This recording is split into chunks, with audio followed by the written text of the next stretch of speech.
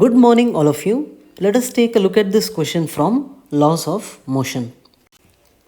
There is a uniform flexible chain of length 1.5 meters. So the length of this chain is 1.5 meters.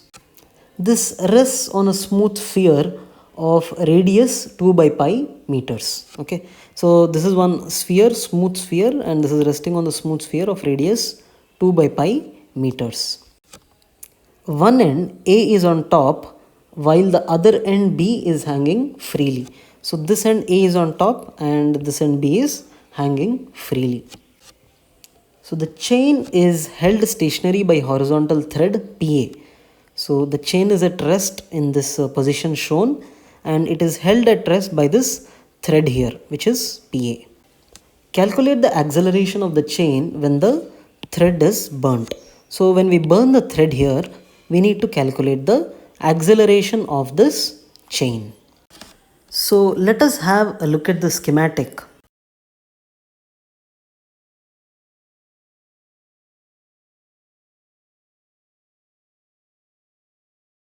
So you can see that after the thread is burnt here, the chain falls down.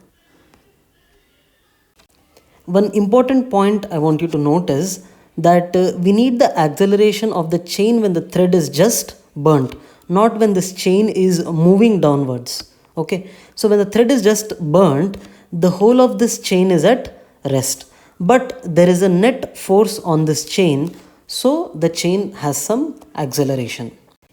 Let us draw the free body diagram of the chain. Let us first consider this part of the chain. The forces acting on this part are gravitational force and the tension force due to the other part of the chain. Now let us consider the upper part of the chain. If you consider different mass elements on this chain, each are inclined at different angles. So what we will do is, we will take an elemental mass dm and analyze the forces on this mass dm. So the forces acting on this mass dm are first the gravitational force, which is dm into g. Next, the normal reaction force due to the sphere it is resting on. This dn here means a very small value of the normal reaction force. This part of the chain pulls this infinitesimal small mass with a tension T plus dt. So I am drawing T plus dt in this side. The other part of the chain pulls it with a force tension T in this direction. Now for this small mass dm, let us take two axes, one in the radial direction and the other in the tangential direction. In the radial direction, we can say that dn equals to dmg cos theta. The component of dm into g along this direction is dmg cos theta. We can say that the net force in this direction is 0. Let us now consider the tangential direction. So on this part of the chain, you can see there is a tension T in this direction. This tension T is due to the next mass dm, which is pulling it in this direction. So this mass m also pulls the dm next to it in the opposite direction with a tension T. So this tension here is an internal force, and the effect of this tension to produce the acceleration of this mass can be neglected. Same goes for the tension here also. It is an internal force, and we can say overall that it does not contribute to the acceleration, or it does not contribute to a net force on this whole chain link. We can now come to a conclusion. The force which helps this mass accelerate is nothing but the component of dmg in the tangential direction. So the component of dmg on this in the tangential direction is dmg sine theta. So the addition of all dmg sine theta for all these masses will contribute to the acceleration of this chain. If you remember, we had discussed for this part of the chain, there is a tension force towards the top. Even the upper part of the chain is pulled downward by this same tension force T. So what we can say is that again this tension force as a whole does not contribute to the acceleration of the total mass.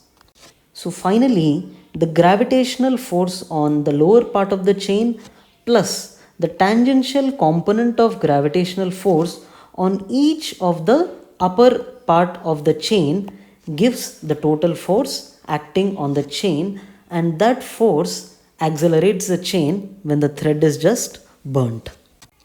If lambda is the mass per unit length of the chain, so the gravitational force on part BC of the chain equals to lambda into BC into G. So the gravitational force on this part of the chain equals to lambda into BC into G. The gravitational force on this element which is contributing to the acceleration is dmg cos theta. So the total force here plus the total force on each of these elemental masses will give us the net force pulling on this chain. So the force on BC is lambda into BC into G, the gravitational force which is pulling it. So the length BC, this length BC equals to the total length minus AC. So we are writing that here total length is L minus AC is pi r by 2. So that is equal to 3 by 2 minus pi by 2 into radius here is given as 2 by pi.